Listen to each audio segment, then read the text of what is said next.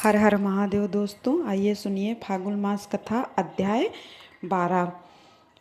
तब उन ऋषियों ने सूत जी से कहा कि उन्हें अब आप पापों का नाश करने वाली कोई पुण्यमयी कथा भी कही। कहने लगे कि मैं श्री सरस्वती जी, गणेश जी तथा संपूर्ण देवताओं को युगल चरण बिंदों को नमस्कार करके और सबके नियंता धर्म स्वरूप परमेश्वर के चरणों में मस्तक झुकाकर उन सबकी कृपा से तीर्थ के उत्तम फल का वर्णन करता हूँ। आप सभी ध्यान पूर्वक सुनिए। एक समय की बात है, सत्यवती नंदन व्यास जी राजा युधिष्ठिर के दरबार में आए। उनके आने का समाचार सुनकर सबको बड़ी प्रसन्नता हुई। धर्मराज युधिष्ठिर के साथ उठकर खड़े हो गए। फिर युधिष्ठिर ने सामने जाकर भाइयों सहित उन्हें संस्थान प्रणाम किया और विधि पूर्वक उनकी पूजा करके उन्हें सिंहासन पर बिठाकर उनका कुशल मंगल पूछा। तब धर्म के व्यास जी ने उनसे पवित्र और दिव्या कथा सुनाई। कथा के अंत में राजा युधिष्ठिर ने मुनि श्रेष्ठ व्यास जी से इस प्रकार कहा कि हे प्रधानमंत्री, था आपकी कृपा से मैंने बहुत सी उत्तम कथाएं सुनी हैं। इस समय मैं धर्म के उत्तम महत्व की कथा सुनना चाहता हूँ। कृपा करके आज आप हमें यह कथा भी सुनाइए। तब व्यास जी कहने लगे कि हे धर्मराज, धर्म अनेक प्रकार के वर्षों से युक्त तथा तरह तरह की लताओं और गुल्मों से सुशोभित हैं। ये सदा पुण्यदायक हैं तथा निरंतर फलों से भरा रहता है। वहाँ पर किसी को किसी से कोई बैर नहीं होता। धर्म सदस्यों के साथ विहार करते हैं। धर्मानंद महानंद में दिव्या और पवन से भी अति पवन हैं। स्वर्ग में देवताओं लोग निवासियों की प्रशंसा किया करते हैं। धर्मराज युधिष्ठिर ने पूछा, मुहे देवताओं क्षेत्र का नाम धर्मार्या रखा गया। तब व्यास जी बोले कि राजन, एक समय धर्मराज ने बड़ी कठिन तपस्या की। तपस्या में लगे हुए धर्मराज को देखकर ब्रह्मा और इंद्र आदि सभी देवता कैलाश पर्वत पर गए। वहां भगवान शंकर भगवती उमा देवी के साथ पारिजात वृक्ष की छाया में बैठे हुए थे। उनके पास पहुंचकर ब्रह्मा जी ने इस प्रकार उनकी स्तुति की, नमस्कार करने असमर्थ उन चीड़ आत्मा शिव को नमस्कार है। भगवान, आपके मन से चंद्रमा और नेत्रों से सूर्य की उत्पत्ति है। इस लोक में सभी प्रकार की स्तुतियों के द्वारा ही है। ईश्वर, आपके द्वारा यह संपूर्ण विश्व प्रपंच व्याप्त है। आपको बारंबार नमस्कार है। उनके आगे दंड की तरह पृथ्वी पर गिर पड़े। तब भगवान शंकर उनसे कहने लगे कि देवताओं, तुम क्या चाहते हो? ब्रह्मा जी कहने लगे, सबके दुखों का नाश करने वाले हे महादेव, धर्मात्म धर्मराज ने बड़ी दुष्ट तपस्या की है।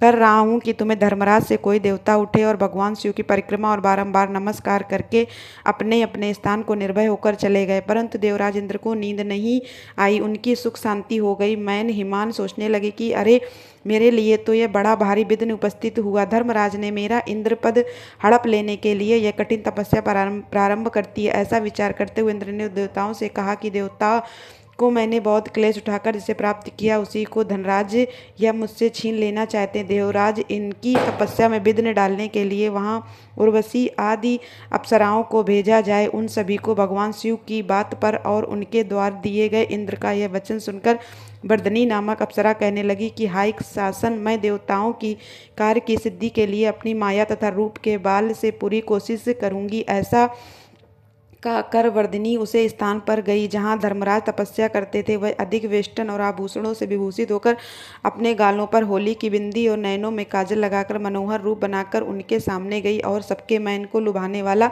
नृत्य करने लगी। प्रभु, समस्त चराचर जगत धर्म में स्थित है, वही साक्षात धर्म रूप का दर्शन करना चाहता हूँ। इसीलिए धर्मराज, इस तपस्या के कारण तो देवराज इंद्र आपसे भयभीत हो गए हैं और उन्हें से प्रेरित होकर उन्हें के कहने पर मैं यहाँ आपकी तपस्या में विघ्न डालने के लिए आई हूँ। वर्तनी की इस सत्य भाषण से अर्थात उनके सत्य बोलने से सूर्य नंदन यमराज बहुत संतुष्ट हुए।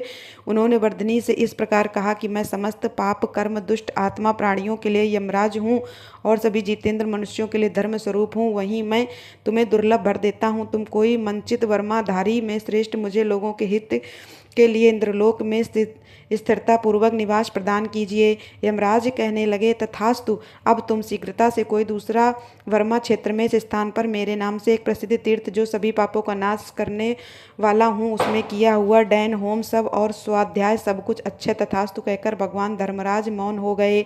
तब वर्तनी ने प्रशांत पूर्वक उनकी 3 बार परिक्रमा करके मस्तक झुकाकर स्वर्गलोक को प्रस्थान किया। वहां जाकर वह देवराज इंद्र से इस प्रकार कहने लगी, आप सूर्य नंदन, ये से भाई मत कीजिए। ये वे तो यश प्राप्ति के लिए तपस्या कर रहे हैं। ऐसा का कर वहां इंद्र को प्रणाम करके अपने स्थान को चली गई। जिसके बाद धर्मराज विधिपूर्वक तपस्या में स्थित हो गए। उनकी घर तपस्या देखकर देवताओं की प्रार्थना से भगवान शंकर वृषभ पर आरोह देकर अस्त्र शस्त्र और सुंदर कवच धारण करके उसे स्थान हो गए जहाँ की धर्मराज तपस्या में स्थित। वहाँ पहुंचकर महादेव कहने लगे कि धर्म, तुम्हारी इस तपस्या से मेरा मन बहुत संतुष्ट है। तुम कोई वर्मा को इस प्रकार संभाषण करते हुए भगवान महेश्वर को देखकर धर्मराज अपनी समाधि से उठकर खड़े हो गए। दोनों हाथ जोड़ शुद्ध वचनों द्वारा उन्होंने लोकनाथ भगवान शिव की इस प्रकार स्तुति की है। भगवान, आप सब पर शासन करने वाले ईश्वर हैं, आपको नमस्कार है। योग रूपी या परमेश्वर को नमस्कार है। ध्यान करने वाले मनुष्य आपके स्वरूप का जिस प्रकार चिंतन करते हैं उसके अनुरूप ही विग्रह धारण करके आप प्रकट होते हैं, आपको नमस्कार है। ये लोकपाल, आपको नमस्कार। आप रुद्र, भीम और शांत स्वरूप हैं, आपको नमस्कार है। विनाश करने वाले और दक्ष के पास को हर लेने वाले हैं, आपको नमस्कार है। आपने कामदेव को भस्म किया है, आपको नमस्कार है। हे प्रभु, मेरे द्वारा की गई इस स्तुति को जो पाठ करे और पवित्र होकर तीनों कल इसको पढ़े अथवा सुने, वे सभी पापों से मुक्त होकर कैलाश धाम को जाए। इस प्रकार धनराज जी ने प्रणाम करके जब तब शिव जी कहने लगे, महाभारत, तुम्हारे मन में जो कोई इच्छा हो उसके अनुसार कोई वर मांगो। यमराज कहने लगे कि प्रभु, अगर आप मुझे वनवांछित वर देते हैं तो इस माँ क्षेत्र में आप मेरे नाम से प्रसिद्ध होकर निवास कीजिए। यह स्थान धर्म के नाम से तीनों लोकों में प्रसिद्धि प्राप्त करे। महादेव जी कहने लगे, धनराज, यह स्थान प्रत्येक युग में सदा धर्माध्याय के नाम से विख्यात होगा। तुम्हारे मन में अगर कोई और इच्छा है तो बताओ, मैं उसे भी पूर्ण करूंगा।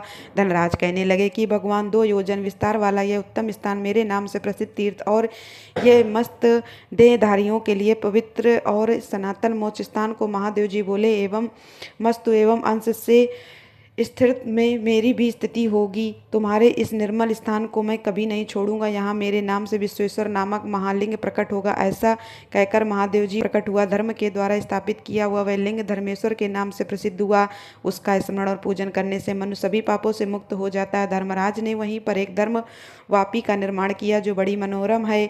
अगर आप धर्मेश्वर महादेव जी के मंदिर के बारे में जानना चाहते हैं तो मैं आपको बता दूं कि 2 बहुत प्रसिद्ध मंदिर हैं, जिनमें से हिमाचल में तो दूसरा बनारस में। वहीं पर धर्म वापी का निर्माण किया जिसमें स्नान करके मनुष्य सभी पापों से मुक्त हो जाता है। जो मनुष्य व्याधि दोष के नाश अर्थात बीमारियों के नाश और क्लेश की शांति के लिए उसे धर्म वापी में स्नान करके वह तर्पण करता है, उसको कोई उपद्रव, कोई परेशानी नहीं होती। अंत या तिजोरी, 4 दिनों पर होने वाला ज्वार, किसी नियत स्थान पर होने वाला ज्वार तथा सहित ज्वार आदि जितने भी रोग हैं सभी उसे मनुष्य को पीड़ा नहीं देते। जो मनुष्य उसे परम पुण्यमयी धर्मवापी में स्नान करके समी के पत्ते के बराबर भी पिंडदान करता है, वह गर्भवास को नहीं प्राप्त होता और वहाँ भयंकर कुंभीपाक गौरव तथा अंत मिश्र भी मुक्ति का जाता है। धर्मवापी में तर्पण करने से भविष्याद अग्निसहाद आज सब और नाम वाले पितर उत्तम प्राप्त होते हैं। जो माया से मोहित होकर इस क्षेत्र में अत्यंत दूषित पर स्त्री गमन तथा सोने आदि की चोरी का पाप करते हैं, वे सभी नरक में पड़ते हैं। दूसरे क्षेत्र में किया हुआ नष्ट हो जाता है, किंतु धर्मानी में किया हुआ पाप वज्रलेप हो जाता है। पुण्य पाप या जो कुछ भी शुभ अशुभ कर्म होता है वह सब ऐसा तथा यहाँ नित्य बढ़ता रहता है। मन में कामना रखने वाले के लिए यह पवित्र तीर्थ कामदायक है, योगियों के लिए यह मुक्तिदायक है तथा सिद्धों के लिए सदैव सिद्धदायक बताया गया है। जय भोलेनाथ। आज का पाठ यहीं पर समाप्त हुआ। अगर आपको ये वीडियो पसंद आई हो तो प्लीज़ वीडियो को लाइक करिए और चैनल को सब्सक्राइब करिए। दोस्तों, आपका प्यार ही आगे बढ़ाएगा। धन्यवाद दोस्तों। हर हर महादेव।